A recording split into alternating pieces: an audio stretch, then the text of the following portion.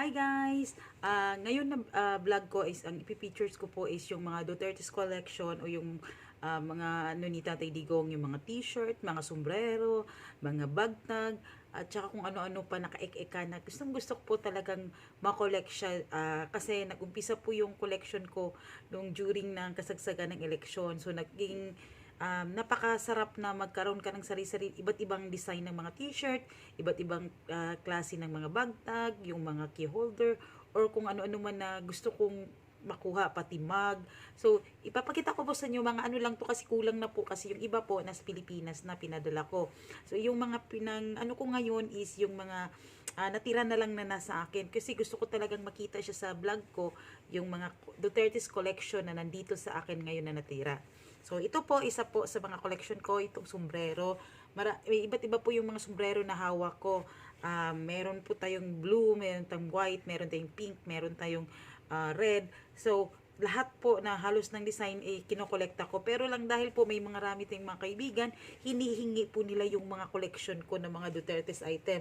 Meron din po akong, ito, isa sa ano ko talaga, yung support our troops. Ito din po yung kinolekta namin dati dahil po yung kasagsagan po ng gera sa Marawi. So nagkaroon din po kami ng t-shirt na Duterte na support our troops. So marami po tayong mga koleksyon na mga ano. Ito din po dahil po mahilig po ako sa jacket din dahil nga sa ano ito, isa sa jacket na pinaprint para lang talaga makita na talagang solid Duterte ako. Meron din ako mga iba't ibang t-shirt katulad nito. Ito, talagang pinasadya ko to. Walang ibang ano nito, ako lang sariling design ko to. Dahil gustong-gusto kong meron ako ng ganitong design. Kasi ang ganda ng ano kasi ng design ng t-shirt. At ito naman, ito pinagawa ko rin ito dahil yun kasagsagan ng pagtakbo ni Senador Bongo. So, nandito si Senador Bongo at saka si Tatay Digong. Ang dami-dami ko na pong koleksyon. Kaya nga sabi ko, para po ako magkakaroon na po siguro ako ng sariling museum or sariling mga koleksyon ng mga Duterte's item, mga key holder, mga sombrero, or kahit ano-ano pong bagay na pagdating po kay Tatay Digong, kinolekta ko na po yun lahat.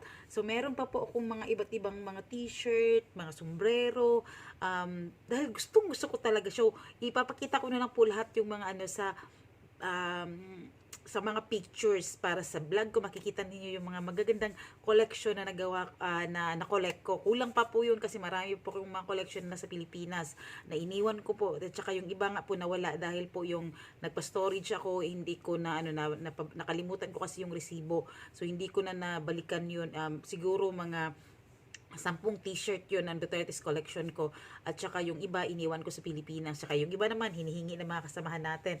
So ganun po ako solid Duterte talaga supporters. Kasi para sa akin kasi pagiging Duterte solid supporters kasi parang napakasarap na sinusuportahan mo yung Pangulo ng bansang Pilipinas. At kaya isa din po sa ko po na nakikita ko po talaga na yung nagko-collect ako, nagiging masaya po ako na iba't ibang design ng t-shirt at iba't ibang design ng mga item na gusto kong ipakita or isuot. Halos every Sunday na labas ko, kahit magma-market ako, mga suot ko po is mga Duterte's t-shirt. So, meron din akong mga iba't ibang collection ng mga flag na mga din. Dito kasi dahil siguro nasobrahan na ako sa napamahal na talaga sa akin ang bansang Pilipinas. Kaya ito, collection ko rin ng t-shirt. Ito. Dami-dami kong mga may mga flag din ako na jacket. Ito. Yan.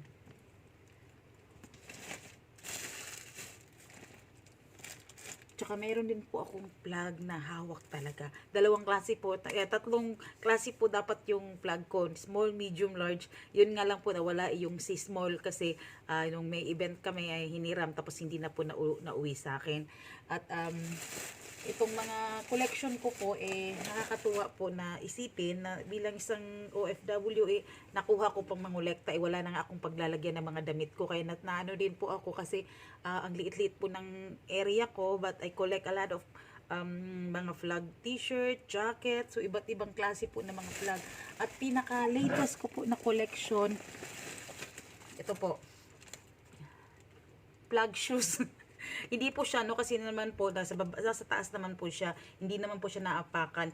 Kumbaga, maganda po ito na collection din. Kumbaga, para sa akin kasi ang ganda na may marami akong collection na naiipon. So, ito rin po yung isa sa mga ano ko, at saka ito rin.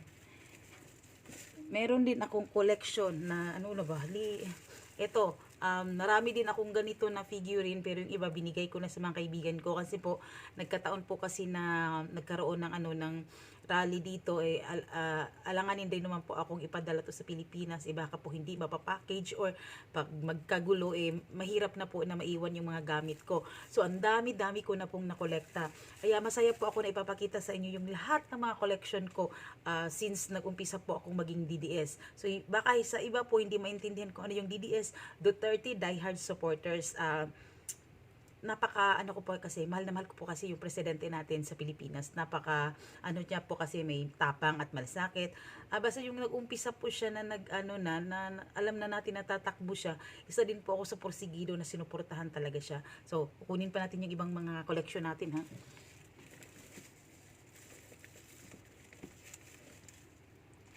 Ito ba yun? Ito, t-shirt ko rin, collection ko rin dito. Ito. Dami-dami ko ng mga collection pagkatating kay tatay dito. Iba't ibang design po yung mga t-shirt ko. Ito, may pati Davao na t-shirt. Meron din po ako dahil, alam niyo naman po, masyado po tayong ano, may mga jacket, t-shirt. Ano pa yun? Yan, continuation. Para kung ukay-ukay, ang dami kong mga collection. Ito po, collection ko po to. Ang dami kong collection para kay Tatay Digong. Ganun ko po talaga siya kamahal. Ganun ko suportado ang mahal na Pangulong Duterte. Iba't ibang mga design po to, mga t-shirt ko. Mga pinasadya ko po talaga to para kay Tatay Digong. Itong mga ganito. Alam mo, mahal na mahal ko talaga si Tatay Digong. Kaya, diba ang sarap ng, ito, may Duterte ito sa baba. Hindi ko nakita.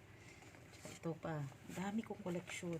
Alam niyo ba na ilan na yung nawala sa akin, tsaka yung mga hiningi na t-shirt. Kaya gusto ko siyang isali sa vlog ko. Kasi napakasarap kasi na makita mo yung mga koleksyon mo dati na isusuot mo, may mga iba't ibang design. Ito, dalawa ang design tong t-shirt na to. Dalawa to, itim at saka puti. Ito naman, may isa pa ako nito yung nawala dahil na yung nagkaroon ako ng yung nawala yung t-shirt ko nung naiwan ko yung bag ko. Ito naman yung uso na yung panahon ng kasagsagan na Little Digong. Kaya ito, isa nagpagawa din ako ng sarili kong design para kay Tatay Digong kasi Little Digong din Ito yung unang t-shirt ko dito sa Hong Kong nung pagtakbo ni Tatay Digong. Ito, dalawa to, nawala yung isa kasi yun nga naiwan ko sa pan-storage ko. Parang marami yung nasa pa-storage ko kasi nawala ko yung yung resibo. Nakasulat dito, tapang at malasakit. So, Hong Kong chapter. Ito naman, meron din akong t-shirt yung No Way, yung pagka nung nasa yung gustong buksan yung ni Pulong sa likod, yun meron din ako nito. Marami din akong mga sombrero na koleksyon. Iba't ibang klaseng sombrero. At saka ito, mga t-shirt na na plug. Ito, marami po akong mga iba't ibang design ng mga t-shirt. Ganon po ako ngayon sa pagiging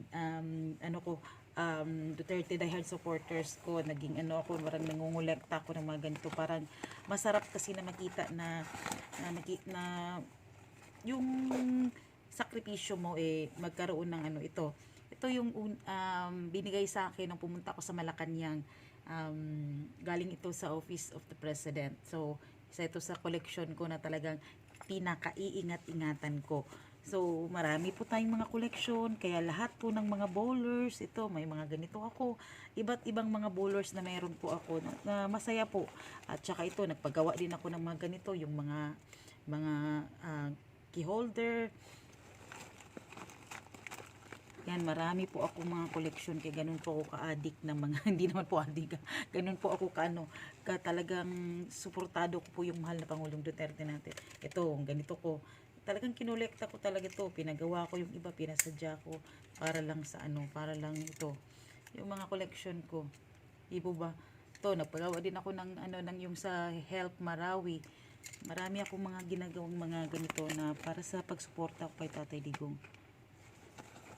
Marami akong mga ka-itchusan, itchus na mga koleksyon. Ito, ang dami. Kakatuwa. Kaya i-ano ko na lang siya. Kaya gusto ko siyang ma-feature sa vlog ko kasi bilang Pilipino, to may plug din ako na key holder. Umpisa nag-ano si Tatay Digong. Meron din akong plug na iba't ibang sizes, mga sombrero ko, iba't ibang design. Ito, i-ano ko na lang po sa ano ko sa mga pictures pa kasi yung iba ito matagal na to. Ito, may blue din ako, yung red nandun yata sa ano, tatago ko. Nakakatuwa po na bilang isang supporters na napaka sarap na makita mo yung mga collection mo. Kaya yung mga t-shirt ko nagluluma na po kasi po mahigit 3 taon ko na po kasi siyang paulit-ulit na sinusuot. So siguro ano din kailangan ko na rin pong magpagawa ng mga bagong design. Pero dahil nga po sa ano sa sitwasyon ko, hindi ko naman kasi alam baka bigla kaming umalis or bigla kung ano man po mangyayari baka masasayang po yung mga pinagawa ko mawala or hindi na madala sa Pilipinas. Kaya tinatry ko po talaga silang i-ano sa i-feature sa YouTube channel ko dahil po masarap po na makita yung mga collection mo through sa social media. So, kung minsan masarap na makita mo yung mga pinaghirapan mong koleksyon, para sa akin kasi napaka-precious po kasi pag nagkaroon ka ng sarili mong koleksyon na parang in a simple thing na rin na ina-appreciate mo yung ginagawa ng Pangulong Duterte. So, lahat ng mga ano niya is may suporta ka talaga. So, meron pa nga ako dito. Ay, ito pala. Ito, ginigay ito sa akin ng kaibigan ko. Ito, ganda ng design, no? Niregalo niya sa akin to galing sa Pilipinas. So, ito, inaingat-ingatan ko rin to. Meron ako mga tapang at malasakit din na mga t-shirt. Yun nga, nadala din yun sa pinag-storage ko. Pero meron pa naman akong collection ng ano nun, ng design. Ito din, yung eagle. Meron din ako ito, eagle. Ang dami kong collection ng mga t-shirt. Kaya nakakatuwa na lahat po ng mga t-shirt na pinangkokolekta ko na ano po, parang pakiramdam ko ang saya-saya. So, ito din naman po, yung bowler ko po, it's almost 3 years na po to siya sa akin, more than 3 years na po, pag umpisa ko pong lumabas sa, ano talaga, na magkampanya para kay Tatay Digong. Kaya ito po, hanggang ngayon, nasa kamay ko pa rin po. Alam niyo bang, iniyakan ko ito, nung time na, hindi ako hindi, parang, nawaglit ko lang siya, nalagay ko yata sa hindi na lugar. Meron din akong mga Duterte spin, pero next ko na i-picturean ko na lang po, ilagay ko na lang sa ano ko, tempat nito ba kung nandito pa yung mga Duterte spin ko. Ito, may plug din ako na pin. Ito, mga collection ko kasi nag-aayos ako ng mga gamit ko, kaya naano ko ngayon yung mga yung mga din, mga collection ko rin ng mga relo. Meron din ako mga relo na collection. Kaya ganyan ko kamahal yung mahal na Pangulong Duterte na yan. Diyos ko. Ito, iba't ibang klaseng pin, plug pin. Ito, yung iba nawala na po yung ibang plug pin ko kasi po hiningi po ng mga kaibigan ko. Kaya, sana ba yung Duterte spin ko? Ito din po pinaka-precious ko na yung Duterte spin. Yan.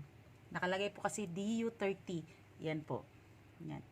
DU30 po yan siya. So, ako po bilang isang domestic helper, natutuwa ako na nag-collect ng mga ganito. Kasi para kung ang sarap sa pakiramdam na magkaroon ka ng sarili mong ito, mga Duterte spin, meron ako ng mga ganito. Halos lahat po, meron din po akong mug. Pictures ko na lang po yung mga mug natin. At saka yung unang ko rin po, yung mga collection ko ng mga mga relo, pati Malacanang watch. Meron ako iba't ibang klase. Kaya nakakatuwa na mga ganito. Ang dami ko ng ito yung Malacanang pin, niya sealed. Ito naman yung ref magnet. Ito, Duterte din to. Meron din akong one plug, one nation na tsaka, kaya kinikip ko yung mga ito din naman po yung pagtakbo ni Tatay Digong na sinamahan niya si si Senator Bongo. Yan, ito, mga kinokolek ko pa yan. Ito din po yung una-unang pinamimigay nung during na tumakbo si Tatay Digong. Meron kaming mga binibigay ng ganito, kinikip-kip ko pa rin po. Kaya plan ko po talaga ito na pero yung mga design ng ibang t-shirt ko, meron pa naman akong doon, i-keep ko pa rin po at papagawa ko na lang po uli para naman po hindi naman po makakamiss kasi yung mga t-shirt ko na nawala. Pero may mga pictures pa naman po ako noon. Kaya to, mga collection, mga stickers. Marami po akong collection about kay Tatay Digong. So, bilang isang OFW, wala akong malagyan ng mga gamit, pero tinatry ko. O yung iba't ibang klaseng plug na key holder, meron din ako. Umpisa nang tumakbo talaga si Tatay Digong, grabe yung pag merong mga collection ng mga, pati mga senador or tsaka yung mga party list na mga bowlers, meron din po ako, kumpleto. Kaya nakakatuwa po. Kita ko pa po sa inyo yung ibang mga collection ko. Ito. Oops. Ito. May sealed po ako na yung sa Malacan Office of the President. Yan. Ito po yung relo na ko po talaga to, kinikip ko. Marami akong mga collection ng mga relo, ibang klaseng relo. Ito, Duterte's watch din. Ito yung Office of the President na papagawa. Ito yung unang binigay sa akin nung pagkasagsagan ng kampanya ni Tatay Digong. Ito key holders, ibang grupo, nagbigay sila ng mga ganito, kinip ko rin. At saka yung relo, ang dami akong mga koleksyon. Kaya po, ganyan ko po kamahal ang mahal ni Pangulong Duterte. Pati kumbaga simpleng lang po, simpleng mga ito, yung kay Bongo na watch din. Kinip ko kasi siya, yun naman yung sidekick ni Tatay Digong. Marami po, kaya picturean ko na lang po yung ibang at saka i-include ko po sa video na ito kung ano po yung mga iba pang collection na na-collect ko during na nagkampanya ako. Alam niyo po ba, masaya po na nakikita ko siya, pero alam ko kasi hindi natin anytime pag mag-uwi na ako, baka po may mga bagay na maiwan po ako dito sa Hong Kong. Nanghihinayang po ako, kaya gusto ko nga sana po ipadala na po lahat sa Pilipinas kasi mayroon pa po akong mga mug. May mga iba't ibang design po ako ng mug, iba't ibang klase po ng mga collection talaga po na para pang mga sombrero, iba't ibang kulay. So ganun po ako ka Duterte diehard supporters, and in fact po for almost 3 years po parang sinundan ko din yung ni Tatay Digong talaga na tumulong sa mga kababayang OFW at mga kababayan kong Pilipino. So lahat po ng mga nangangailangan ng tulong, nandiyan po ako as kaya ko po, at kasi po napaka-hectic ng schedule ko rin po dahil po may domestic helper lang naman po ako. Yun nga tinatry ko po na makatulong at makagabay sa mga kababayan kong OFW dito sa Hong Kong. So napakasaya na bilang isang supporters, nakokolek ko po yung lahat ng mga bagay na gusto ko for the sake of my support to the president. At saka nakakatuwa po kasi na makita mo yung presidente mo kasi napaka hardworking, napaka matapang, may malasakit, at saka yung sincere talaga siya sa mga ginagawa niya. Kaya yun po ang nagpa-encourage sa akin, at saka yun po yung sa akin na mag-collect ng kahit anong mga Duterte's items. Ngayon lang po, hindi ko naman po makokontrol dahil wala naman akong sariling room talaga na napakalaki, so hindi ko nalalagay yung mga gamit ko.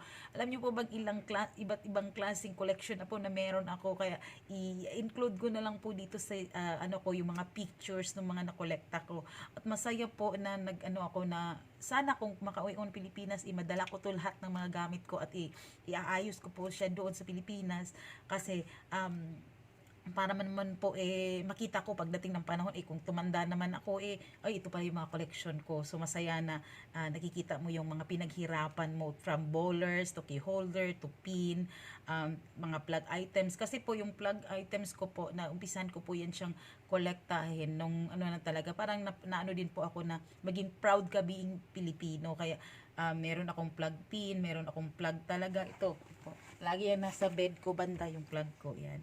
Dala-dala ko po talaga itong mga plug ko. At meron akong malaking plug, meron akong maliit na plug. At saka, kasi ganun ko po talaga kamahal ang bansang Pilipinas. At lalo na po si President Duterte. Hindi po bilang kumbaga, bilang isang OFW kasi ngayon lang kami nakaramdam ng totoong malasakit, totoong pagmamahal, totoong concern na alam niyo pong 73 or almost 74 years old na po si Tatay Digong, pero trabaho pa rin po siya para sa bansang Pilipinas. Kaya po nakaka-amaze na yung tatay natin na nagtatrabaho, ginagawa ang lahat para po mapakita yung totoong malasakit niya sa atin. Kaya na-appreciate ko po talaga yung yung trabaho ng mahal na Pangulong Duterte. Kaya ako hindi po ako nanghihinayang sa sinakripisyo kong oras sa pagsuporta, sa pagtulong, sa pag-volunteers, rain or shine. Nandyan yung grupo ko, lalo na yung Emilio Aguinaldo DDS Hong Kong. Sila po yung mga kasamahan ko na talagang andyan po since day one at hindi po tumigil sa pagtulong sa ating mahal na Pangulong Duterte. Kaya ang dami-dami na po naming mga collections, iba't ibang klaseng t-shirt, iba't ibang klaseng key holder, iba't ibang klaseng mug para lang sa pagsuporta sa ating mahal na Pangulong Duterte. So, which is masaya po na bilang po tayo, bilang isang ordinaryong OFW, nakakagawa pa kami ng kabutihan para sa aming mga kababayang Pilipino at hindi po kami nanghihinayang na tumulong at sumuporta. Kaya ako, malaki po ang pasasalamat ko sa isang presidente ng bansang Pilipinas na siyang naging ehemplo na kaming mga OFW ay magsumikap, tumulong, mag-participate at hindi kami magkanya-kanya, kumbaga magkaisa kami. Kaya masaya po. Kaya pasensya na kayo kung in-include ko to kasi natutuwa lang po ako. Kasi nakikita ko siya kasi naglilinis ako. Dami ko palang collection, iba't ibang klaseng Duterte items, iba't ibang Duterte jacket at iba't ibang Duterte kung i-feature ko po baka maabutan po ako ng kasi po masaya lang po talaga ako na makita ko yung mga collection ko and which is from mug, bowler, lahat po yan pinaghirapan ko po talagang kolektahin at saka pati yung mga tarpaulin at saka yung mga stickers. So masaya at bilang isang Duterte diehard supporters napaka overwhelming na up to now, nandito pa rin yung mga DDS na totoo na talagang tutulong at magiging kaagapay ng ating mahal na President Duterte. So si Tatay Digong lang kasi po yung nakita ko talaga na alam ko kakaiba si Tatay Digong i-compare mo sa ibang presidente kasi si Tatay kasi napaka down to earth pero kakaiba siya magsalita pero kung makuha mo yung point ng sinasabi niya at maramdaman mo talaga yun, lalo na pag Pilipino ka, matatouch ka sa kanya. Kasi kung ikukumpara mo, he's 73 or almost 74 years old na, tapos trabaho pa rin siya ng trabaho at saka yung porsigido talaga siyang baguhin yung bansang Pilipinas. Kaya ako nga po yung nakita ko na ganun siya ka hardworking, ganun siya kaporsigido. Kaya na-encourage din po kami na tumulong talaga. Bilang Pilipino, dapat mahalin kasi natin yung bansa natin At saka maging proud tayo bilang Pilipino. Magtulungan tayo dahil po wala pong mawawala sa atin kung tayong mga Pilipino nagkaisa at nagtulong-tulong. Mas magiging makita natin talaga na yung progress, yung pag-aasenso natin pag nagtulong-tulong tayo at hindi tayo nagkanya-kanya. So dapat po mga Pilipino lalo na po dyan sa Pilipinas, sana po makita natin na kahit po isang probinsyano ang ating mahal na Pangulong Duterte, isuportahan naman po natin.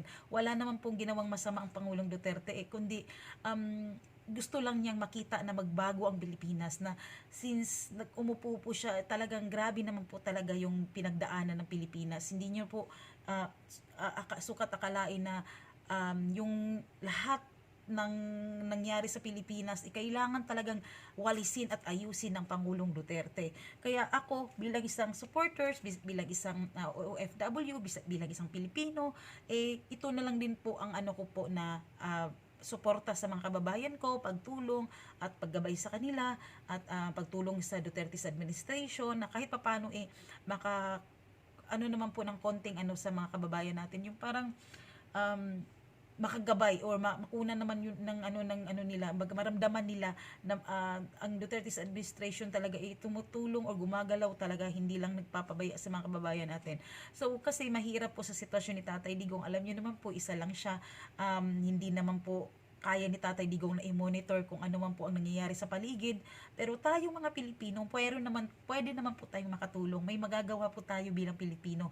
Meron po tayong maaambag, kahit simpleng bagay lang po siya, malaki na po yan pag pinagsama. Kaya sana po sa aking mga kababayan Pilipino, sa mga ka-DDS ko, sa mga kapwa ko FW, magtulungan po tayo, magkaisa po tayo, dahil po ang Pangulong Duterte po isa po siyang ehemplo para sa ating mga Pilipino na in spite na Bisaya siya, in spite na matanda na siya, at pinakita niya na pwede pang magbago ang Pilipinas, at pwedeng ang Pilipinas kumbaga titingalain ng iba't ibang bansa. So ito na po yung nangyayari sa bansang Pilipinas. Isang presidente na kakaiba magsalita dahil po akala nila napakaano niya. Pero sa totoo lang, pag naramdaman niyo po yung salita niya at inilagay niyo po talaga sa puso niyo at sa isipan ninyo, makikita niyo po at mararamdaman niyo yung pagiging Pilipino ninyo. Kaya please, suportahan natin ang mahal na Pangulong Duterte. Tulungan natin siya. Kung ano man po yung pwede ninyong maiambag, pwede ninyong maitulong, malaki na po yung bahagi para sa pagbabago ng ating bansang Pilipinas. So, be proud as a Pilipino. Kung ano man po ang nakikita ninyo, minsan po, kunin din po ninyo yung mga magagandang bagay na gawa ng gobyerno. Kasi po, hindi po naman po kasi perpekto ang gobyerno natin. Alam po natin yun. Kasi hindi naman po nakikita lahat ng Pangulong Duterte kung anong nangyayari sa paligid. But if we are willing to help and we are willing to participate, the Duterte's administration, it's a big part sa ating mga Pilipino. Kaya yun po, sana po wag po tayong magpabaya at tumulong po tayo dahil kawawa naman po yung bansa natin. Ito na lang po yung pagkakataon natin na magkaroon tayo ng pagbabago talaga, na maramdaman natin yung tunay na pagbabago na matagal na nating inaasam-asam. Ako bilang Pilipino, kahit nandito kami sa abroad, talagang all out ang support namin para lang po talaga sa bansang Pilipinas, at lalo na po sa Duterte's administration, at lalo na kay Tatay Digong na siya yung naging halimbawa namin na porsige ng tumulong. At yun nga, kung gusto po natin magtulong-tulong kung ano man po ang mga kalamidad na meron sa Pilipinas, handa po tayong magbukas ng ating tulong sa kanila. At hindi lang financial o hindi lang kumbaga din yung suporta at tulong natin, yung tumulong tayo, mag-volunteers tayo. Marami po tayong dapat magawa sa mga kababayan natin o maitulong para sa mga kababayan nating Pilipino. So, mga kapwa ko OFW, mga kapwa ko DDS, kapwa ko Pilipino sa panig ng mundo, sana kung may napulot na po kayong aral sa na ito, please don't forget to subscribe, like, and comment po. At paano po meron po akong sa inyo. Sana po no hatred po. Love, love, love lang po tayo dahil po ang Diyos ay kasama natin, at pagmamahalan po ang pinaka aim natin, at yun po ang gusto natin. Magkaisa tayo, walang mayaman, walang mahirap, lahat po pantay-pantay sa mata ng Diyos. At enjoy natin ang life natin dahil pag nasa buhay, sa puso natin kasi si God, may enjoy talaga natin kung ano man yung nangyayari sa paligid natin. So, ano na bang oras? Malapit na po, 9 o'clock na, so magtatay na ako. Salamat po, and don't forget to subscribe, like, and comment, at pakishare na lang po yung video ito para po sa aking mga kababayang OFW at saka mga kababayan ko sa Pilipinas. Salamat po sa panonood ng aking YouTube channel. Salamat ng marami. God bless and keep on praying. Bye-bye!